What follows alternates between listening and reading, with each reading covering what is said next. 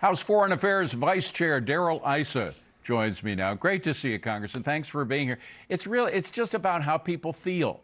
And people feel at the moment and usually vote the way they feel. If they feel optimistic or good about things, they're willing to give the incumbents the benefit of the doubt, but they don't feel that way right now. No, they don't, because it's too soon. The fact that this year, poultry, pork, eggs are about half what they were when the president took office. Or oil leading to gasoline is off 20%, down 20%. But they don't feel that. You mentioned earlier that the retail prices are coming down in most states, not California, where they managed to make everything go up.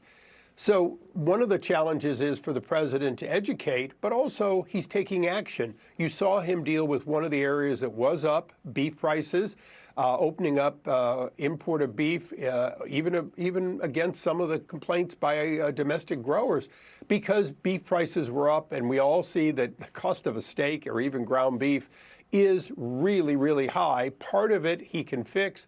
Part of it was done under his predecessor. But the most important thing is the president's incentives, including these great tax cuts, are just now kicking in. That puts more money in your pocket. And I just want to say one thing. Look, I'll embrace affordability as long as we define it. Yes. The fact is that the difference between what you make and what you spend, that margin has to be affordability. And the president's leaving more money in your pocket with tax cuts and driving down the growth of the cost of goods so that that margin is growing for most Americans already and will grow more next year. Well, what caused inflation, that huge jump of inflation under Biden, was spending more money than people have, to the tune of about $2 trillion extra. I should mention, you mentioned California. You were actually asked by some of your Texas colleagues to consider moving to Texas, right, because of what's happening in California. Well, they wanted me to join so many of my Californians that have moved to Texas, but so many Californians are still suffering. I have deep roots in California. I came there in the military. I built my business there. I have 3 lovely granddaughters there. So I'll be staying and fighting for the 48th Congressional District, even though it was drawn to eliminate me. And, you know, maybe the voters will see through this hollow attempt to get rid of a longtime congressman. Well, we hope you don't run away from danger. You run towards it. That's your military background. Next one, Zelensky from Ukraine says that they plan to share a revised peace plan with the United States today. Zelensky's ruling out giving up any land to Russia.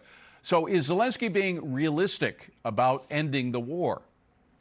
He's being as realistic as Putin, which is there's no deal until there's a full deal.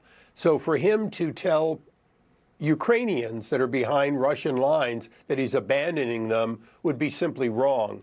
But some peace deal where some portions of what had been Ukraine is no longer Ukraine, and an orderly process for those people who want to remain in what is remaining as Ukraine in a peaceful time, all of that can be negotiated behind closed doors. He's doing exactly the right thing, which is you don't give up an inch of your rights until you have a deal that is not only good for both sides, but sustainable with the kind of force that wasn't in the first agreement that led to President Putin under the weak Biden administration invading. Congressman Darrell Issa, have a very Merry Christmas and Happy New Year, Congressman.